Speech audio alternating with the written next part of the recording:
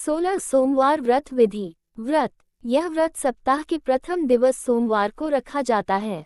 यह व्रत भगवान शिवजी के लिए रखा जाता है। विधि। 16 सोमवार के दिन भक्तिपूर्वक व्रत करें। आधा सेर गेहूं का आटा के 3 अंगा बनाकर घी, गुड़, दीप, नैवेद्य, पुंगी फल, बेलपत्र, जनेऊ का जोड़ा, चंदन, अक्षत, पुष्प आदि से प्रदोष काल में भगवान शिव का पूजन करें। 1 अंगा भगवान शिव को अर्पण करें। 2 अंगाओं को प्रसाद स्वरूप बांटें और स्वयं भी ग्रहण करें। 17वें सोमवार के दिन पाव भर गेहूं के आटे की बाटी बनाकर घी और गुड़ बनाकर चूरमा बनाएं, भोग लगाकर उपस्थित लोगों में प्रसाद बांटें। 16 सोमवार व्रत कथा। पहला अध्याय। पृथ्वी पर भ्रमण की इच्छा से भगवान शिव और पार्वती जी अमरावती नगर में पहुंचे। वन उपवन और सुंदर भवनों को देखकर भगवान शिव को अमरावती नगर बहुत अच्छा लगा। उन्होंने कुछ दिन उसी नगर में रहने के लिए कहा। पार्वती को भी अमरावती नगर बहुत अच्छा लगा था। उस नगर के राजा ने भगवान शिव का एक विशाल मंदिर बनवा रखा था। शिव और पार्वती उस मंदिर में रहने लगे। एक दिन पार्वती ने भगवान शिव से कहा, हे प्राणनाथ, आज मेरी चौसक खेलने की इच्छा हो रही है। पार्वती की इच्छा जानकर शिव पार्वती के साथ चौसक खेलने बैठ गए। खेल प्रारंभ होते ही उस मंदिर का पुजारी वहां आ गया। पार्वती ने पुजारी से पूछा, पुजारी जी, चौसक के खेल में हम दोनों में से किसकी विजय होगी? उस समय शिव और पार्वती परिवर्तित रूप में थे। पुजारी ने एक पल कुछ सोचा और झट से बोला, चौसक के खेल में त्रिलोकीनाथ की विजय होगी।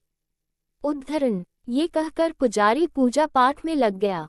कुछ देर बाद चौसक में शिवजी की पराजय हुई और पार्वती जी जीत गईं।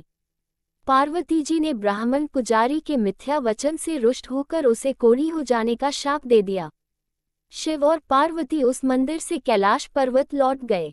पार्वती के शाप से कुछ ही देर में ब्राह्मण पुजारी का सारा शरीर कोढ़ से भर गया। नगर के स्त्री पुरुष उस पुजारी की परछाई से भी दूर दूर रहने लगे। कुछ लोगों ने राजा से पुजारी के कोढ़ी हो जाने की शिकायत की तो राजा ने किसी पाप के कारण पुजारी के कोढ़ी हो जाने का विचार कर उसे मंदिर से निकलवा दिया। उसकी जगह दूसरे ब्राह्मण को पुजारी बना दिया। कोढ़ी पुजारी मंदिर के बाहर बैठकर भिक्षा मांगने लगा। कई दिन बाद स्वर्गलोक की कुछ अप्सराएं उस मंदिर में भगवान शिव की पूजा करने आईं। कोढ़ी पुजारी पर उनको बहुत दया आई। उन्होंने पुजारी से उस भयंकर कोढ़ के बारे में पूछा। पुजारी ने उन्हें भगवान शिव और पार्वती जी के चौसक खेलने और पार्वती जी के शाप देने की सारी कहानी सुनाई। शाप की कहानी सुनकर अप्सराओं ने पुजारी से कहा कि तुम 16 सोमवार का विधिवत व्रत करो। तुम्हारे सभी कष्ट, रोग विकार शीघ्र नष्ट हो जाएंगे। पुजारी द्वारा पूजन विधि पूछने पर अप्सराओं ने कहा, सोमवार के दिन सूर्योदय से पहले उठकर स्नान आदि से निवृत्त होकर स्वच्छ वस्त्र पहनकर आधा सेर गेहूं का आटा लेकर उसके 3 अंग बनाना। फिर घी का दीपक जलाकर गुड़, नैवेद्य, बेलपत्र, चंदन, अक्षत, फूल, पुंगी फल, जनेऊ का जोड़ा लेकर प्रदोष काल में भगवान शिव की पूजा अर्चना करना। पूजा के बाद 3 अंगों में 1 अंग भगवान शिव को अर्पण करके शेष 2 अंगों को भगवान का प्रसाद मानकर वहां उपस्थित स्त्री, पुरुषों और बच्चों को बांट देना। इस तरह व्रत करते हुए जब 16 सोमवार बीत जाएं तो 17वें सोमवार को 1 पाव आटे की बाटी बनाकर उसमें घी और गुड़ मिलाकर चूरमा बनाना। फिर भगवान शिव को भोग लगाकर वहां उपस्थित स्त्री, पुरुष और बच्चों को प्रसाद बांट देना।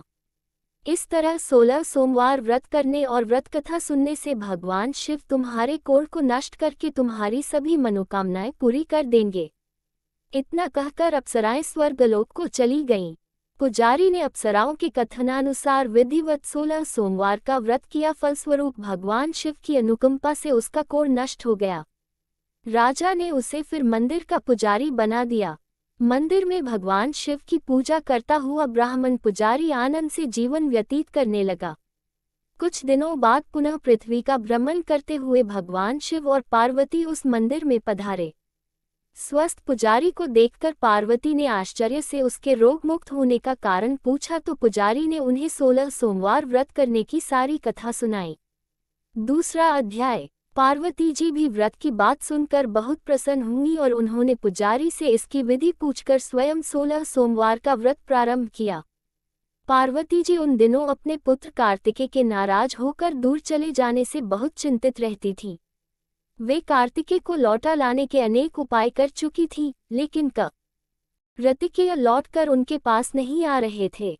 16 सोमवार का व्रत करते हुए पार्वती ने भगवान शिव से कार्तिकेय के लौटने की मनोकामना की। व्रत समापन के तीसरे दिन सचमुच कार्तिकेय वापस लौट आए।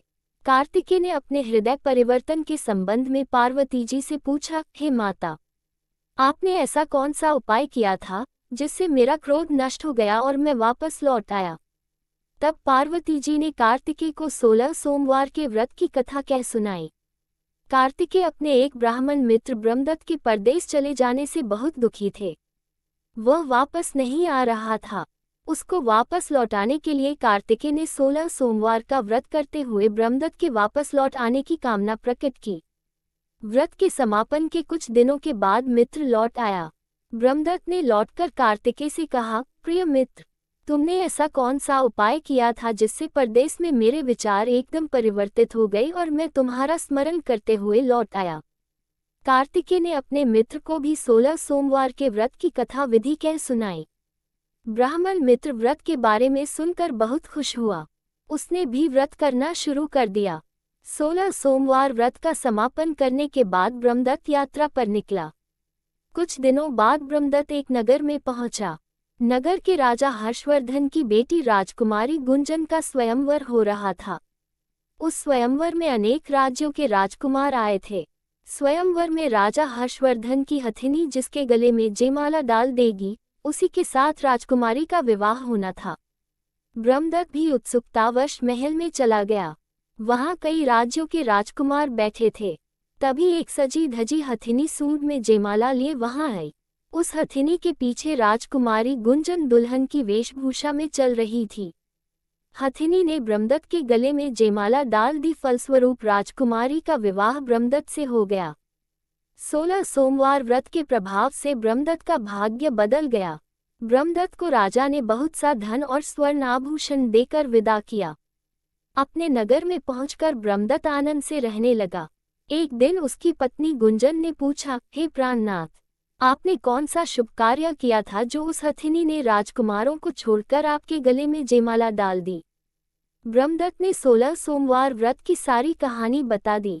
अपने पति से 16 सोमवार का महत्व जानकर राजकुमारी गुंजन ने पुत्र की इच्छा से 16 सोमवार का व्रत किया। निश्चित समय पर भगवान शिव की अनुकंपा से राजकुमारी के एक सुंदर व स्वस्थ पुत्र उत्पन्न हुआ। पुत्र का नामकरण गोपाल के रूप में हुआ। दोनों पति पत्नी सुंदर पुत्र को पाकर बहुत खुश हुए। पुत्र ने भी मां से एक दिन प्रश्न किया कि मैंने तुम्हारे ही घर में जन्म लिया, इसका क्या कारण है? माता गुंजन ने पुत्र को 16 सोमवार व्रत की जानकारी दी और कहा कि भगवान शिव के आशीर्वाद से ही मुझे तुम जैसा गुणी व सुंदर पुत्र मिला है। व्रत का महत्व जानकर गोपाल ने भी व्रत करने का संकल्प किया। गोपाल जब 16 वर्ष का हुआ तो उसने राज्य पाने की इच्छा से 16 सोमवार का विधिवत व्रत किया। व्रत समापन के बाद गोपाल घूमने के लिए समीप के नगर में गया। उस नगर के राजा के महामंत्री राजकुमार के विवाह के लिए सुयोग्य वर की तलाश में निकले थे। राजा ने गोपाल को देखा तो बहुत प्रसन्न हुए। फिर गोपाल से उसके माता पिता के संबंध में बातें करके उसे अपने साथ महल में ले गए। वृद्ध राजा ने गोपाल को पसंद किया और बहुत धूमधाम से राजकुमारी का विवाह उसके साथ कर दिया। 16 सोमवार के व्रत करने से गोपाल महल